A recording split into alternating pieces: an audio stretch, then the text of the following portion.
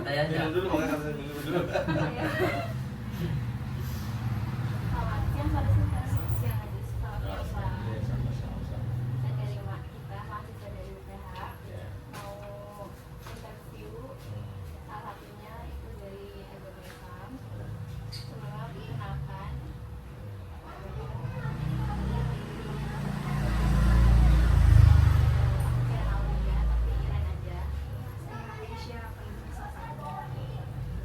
Saya Alexander Rafael, dipanggil Rafael. Ya. Saya Ganesha Bangis kelas 10, dipanggil Ganes. Ya. Langsung ke pertanyaan ke satu. Ya. Singkat dulu.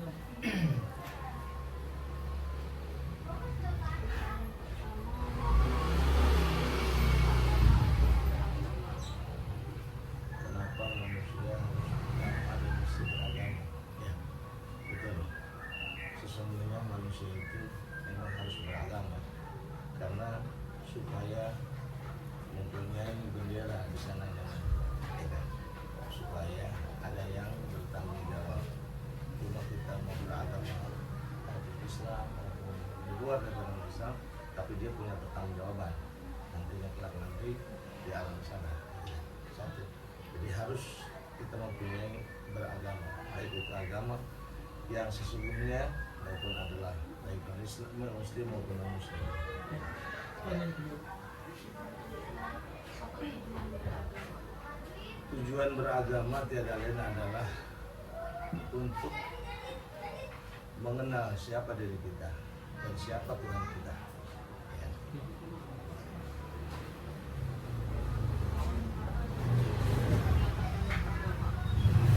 Kenapa di dunia ini terdapat banyak agama?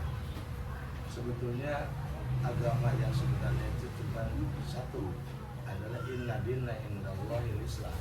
Ya. Agama yang dibawa oleh syariat agama Islam, maka ketika diturunkannya nanti ada melalui satu agama tauhid, itu agama ketuhanan yang mengesahkan Allah Subhanahu wa taala, yaitu yang agama Islam. Namun kesedihannya itu tadi, karena perkembangan adalah umat, zaman dan keturunan Nabi Adam bermacam-macam. Tapi sebetulnya agama yang sebenarnya yang diridhoi oleh Allah sama satu adalah agama Islam. Inna dina indallahil Islam. Terus Kenapa manusia perlu mengembangkan toleransi beragama dan dilakukan beragama? ya. Toleransi itu sangat dibutuhkan karena emang itu adalah didikan sebagai syariat Islam. Ya. Toleransi namanya kalau bahasa kita adalah berakhlakul karimah. Baginda Rasul aja diutus adalah untuk menyempurnakan akhlak. Artinya bagaimana akhlaknya seorang manusia kepada sang penciptanya, yakni Allah Subhanahu wa taala, dan bagaimana akhlak manusia dengan sesama manusia, dan bagaimana akhlak manusia kepada lingkungan dan juga kepada hewan, hayawan, itu seluruh organ manusia yang tinggal. Maka harus bertoleransi, harus ada punya sifat adalah yang mulia. Bagaimana caranya kita adalah bertoleransi dengan manusia dan yang lain-lainnya. Maka diwajibkan secara hukum syariat Islam harus mengaku untuk menjaga kesetaraan dan menjaga adalah yaitu hubungan yang harmonis sesama adalah manusia, baik itu agama Islam maupun non Muslim. Maka di situ di Indonesia khususnya ada masjid dan juga ada wihara. Itulah nama toleransi.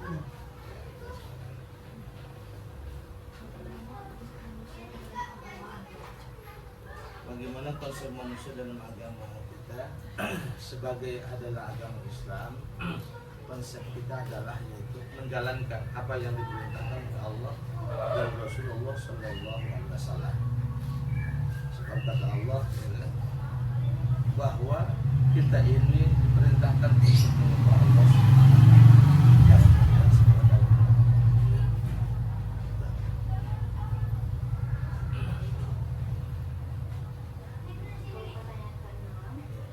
Bagaimana konsep dosa dalam agama Islam? Artinya bagaimana?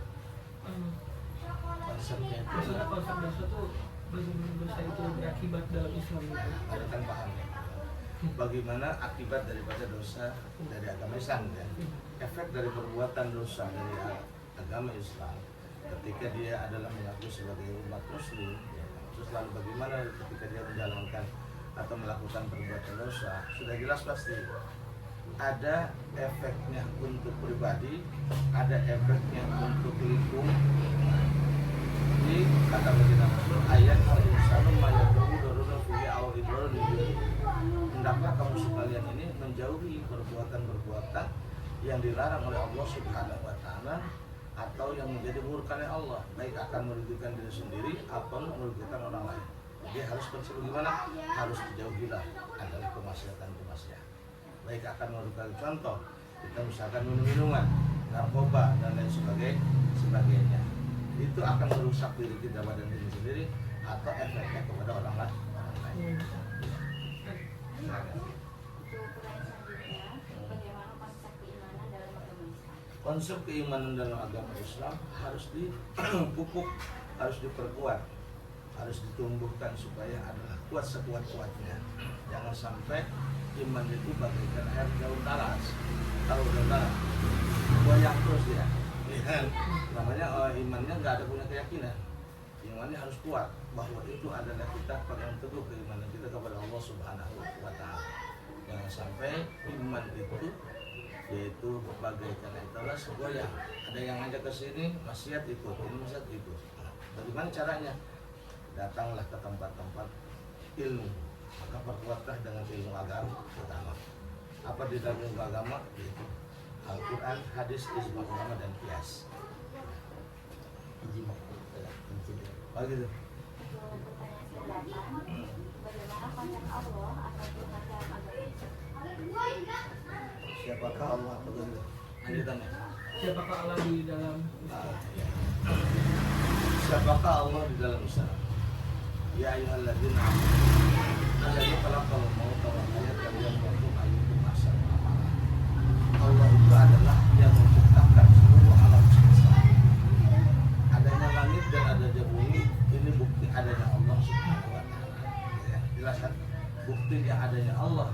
Mana ada langit, ada bumi, ada kita di dalam dalam konsep adanya Allah.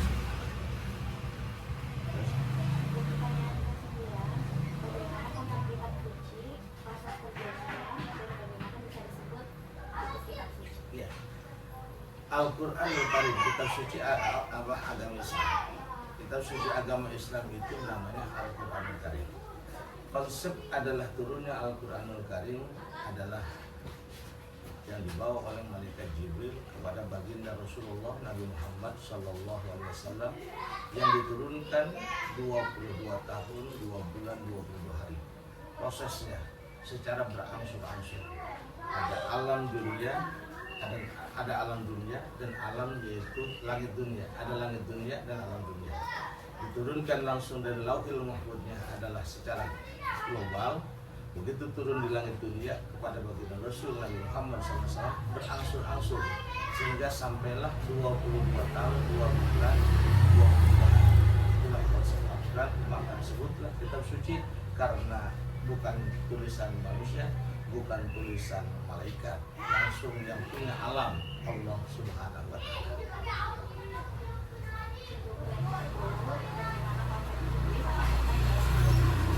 Konsep iblis adalah dalam agama Islam ditugaskan adalah panjang sebetulnya cerita iblis. Iblis itu adalah yang diusir dari surga, dikeluarkan dari surga karena adalah mempunyai sifat adalah syirik, sifat hasud, sifat dengki kepada ciptaan Allah Subhanahu wa taala yakni Nabi Adam alaihissalam. Ketika itulah Nabi Iblis adalah dikeluarkan dari surga ke alam dunia. Maka dia bersumpah kepada Allah Subhanahu wa taala untuk mengganggu sampai hari kiamat, menggoda umat atau keturunan Nabi Adam alaihissalam.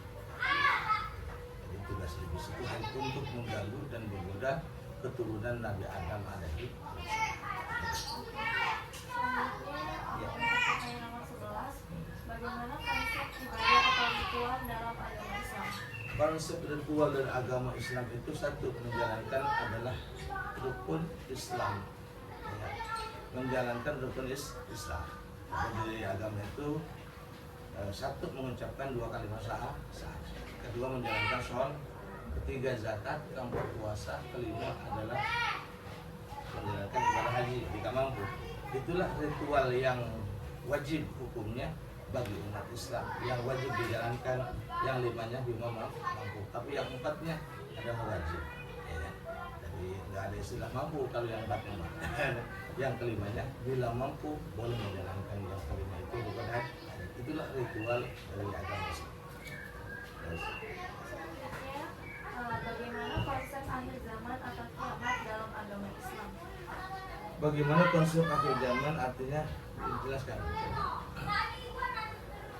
Dalam pandangan maksudnya dalam pandangan Islam bagaimana kiamat itu bagaimana dan terjadi bagaimana? Apa tanda-tandanya gitu? Bukan. Bukan dalam artian aja dalam artian agama Islam. Artian agama Islam itu kiamat itu adalah al-qari'atu mal-qari'ah wa ma adraka mal-qari'ah. Artian kiamat itu pasti, artinya pasti bakal terjadi. Kapan terjadinya kiamat? Wallahu a'lam bishawab. Tidak ada tahu rahasia Allah Subhanahu wa taala. Tapi yang pasti adalah kiamat itu akan terjadi. Bagaimana kiamat terjadi? Seluruhnya akan hancur lebur. Seluruh alam semesta akan hancur lebur. Tidak ada yang sisa, semua manusia akan mati. Maka setelah itulah ada alam setelah kiamat. Maka izazul jiratil adizul jaraha wa akhrazatil ardu asqalaha. Kiamat dalam besar itu akan dihancurkan sehancur-hancurnya alam dunia ini semua. Itulah konsep agama Islam. Selanjutnya, mengapa ada banyak orang yang jadi ateis? Mengapa ada banyak orang yang menjadi ateis? Ya. Kalau pandangan Islam itu kadang-kadang yang jadi ateis itu dari Islam masuk ke ateis itu karena faktor kemiskinan. Ya. Yang paling banyak itu faktor kemiskinan, miskin ilmu, miskin iman, miskin harta. Akhirnya bisa kembalilah, artinya bisalah adalahnya keluar dari agama Islam. Kalau bahasa Indonesia di bahasa kitanya disebut murtad, keluar dari agama Islam. Karena faktornya tadi, lemah imannya, lemah hartanya, lemah adalah akidahnya. Maka sering terjerumuslah adalah dengan bahasa keluar dari agama Islam. Beda dengan non muslim. Ketika non muslim masuk ke agama muslim, kebanyakan adalah itu orang-orang yang memperdalam ilmu perbandingan, sehingga dia adalah begitu nikmatnya memperbandingkan agama itulah akhirnya. Terus Selanjutnya, bagaimana konsep tempat-tempat yang dianggap suci di dalam agama Islam? konsep yang suci di agama Islam itu adalah satu masjid. Sarana ibadah adalah masjid. Musola ada dua, masjid dan musola. Itulah yang paling tepat, adalah sarana yang paling suci menurut agama Islam. Ya. Sebab masjid itu bisa untuk mempersatukan adalah segala umat. Apalagi masjid yang khusus yang tiga, Masjidil Haram, Masjid Madinah, dan Masjid Al-Aqsa. Oke, selanjutnya, saran terhadap pendidikan terhadap agama-agama dunia ke depannya.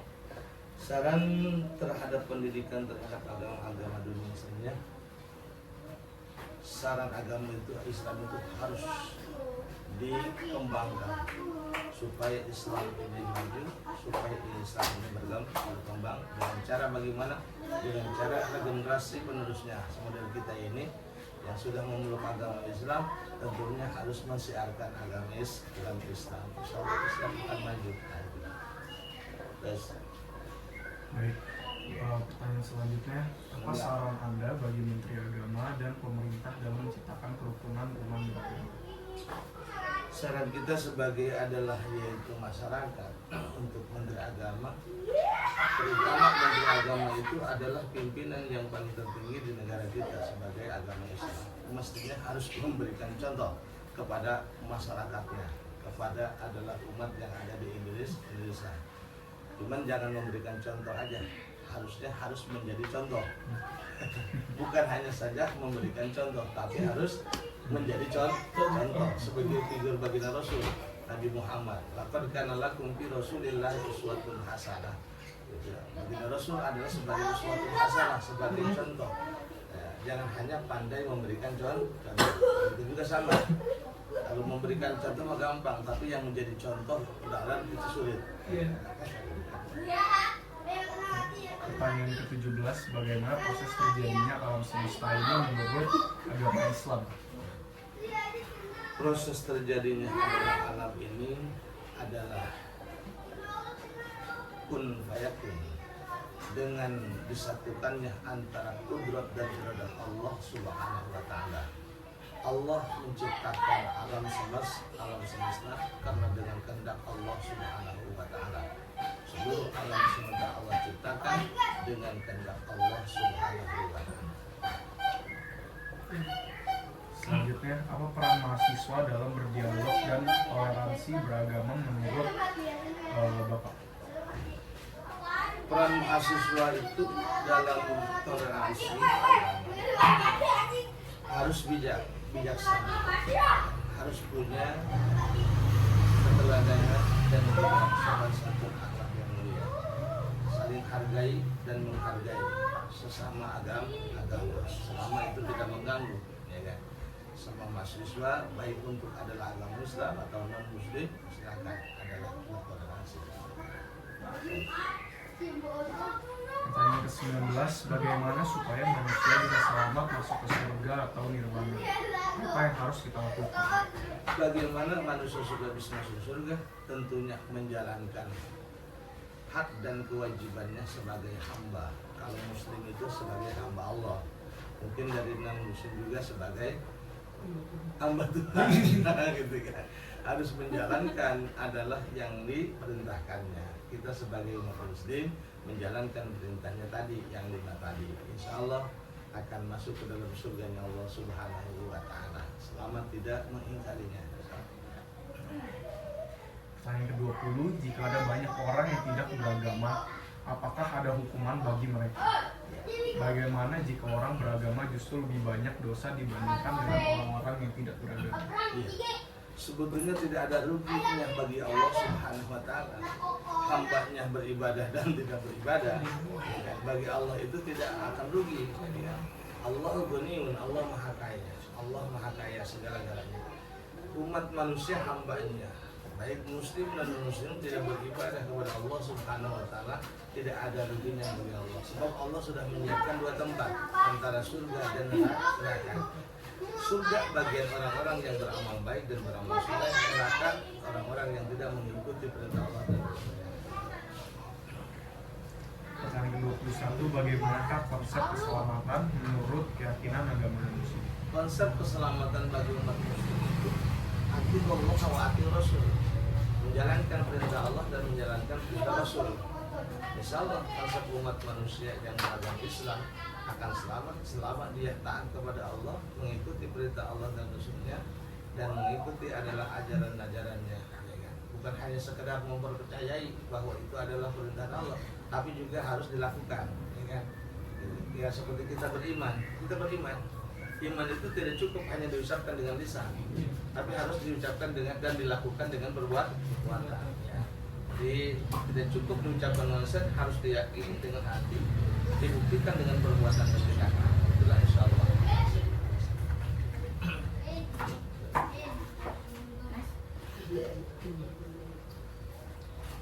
Mengapa? Berapa tuh? Kedua Bu. Iya. Bentar ya Pak. Iya.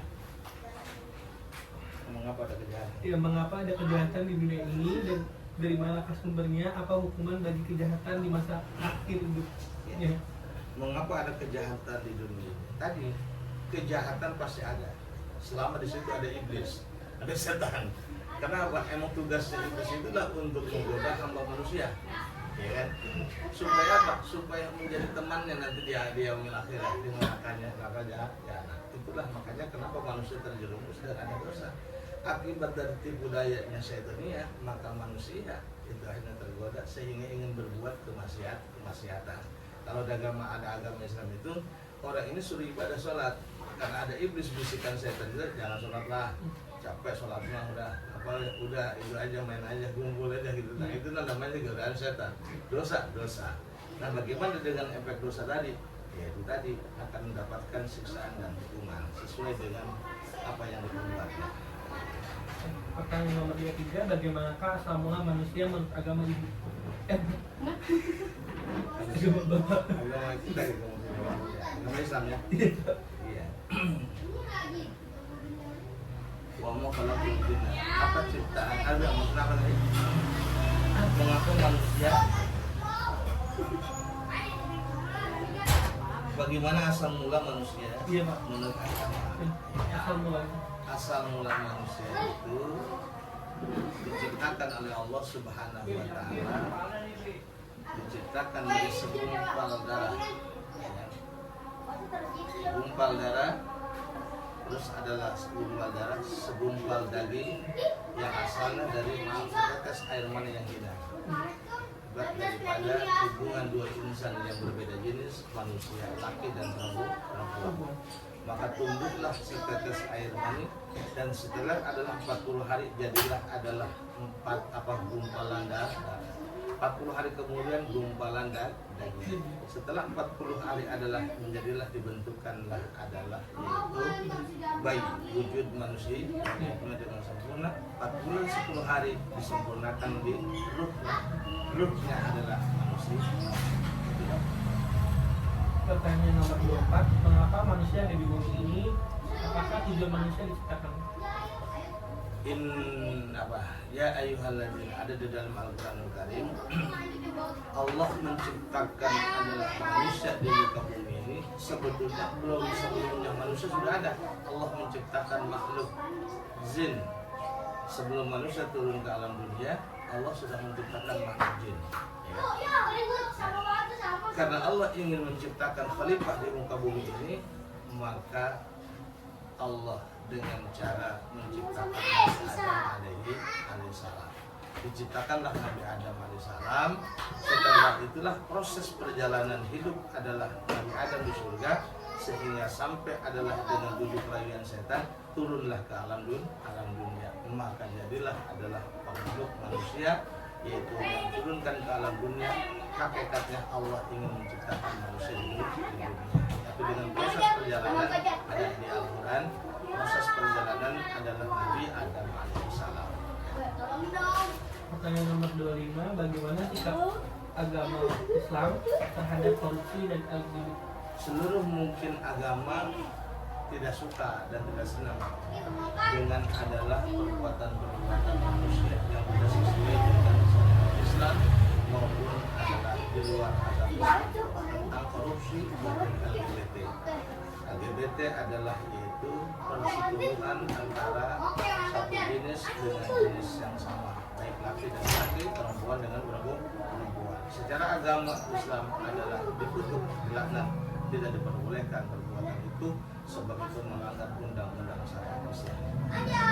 Pertanyaan nomor 26, bagaimana Bapak melihat peran generasi muda dalam menjaga nilai-nilai keagamaan di era modern saat ini? Untuk akhir-akhir zaman ini sebetulnya merasa miris kita ini melihat adalah pergaulan anak-anak remaja-remaja, pemuda-pemudi di akhir zaman seperti ini. Kenapa? Karena sedikit adalah kurang dibentengi dengan ilmu pengetahuan. Sebab yang ada pada ilmu adalah dunia yang paling banyak. Setelah dikhawatirkan akan terjadinya adalah generasi yang tidak bisa mengikuti dengan kafah, mengikuti syariat Islam.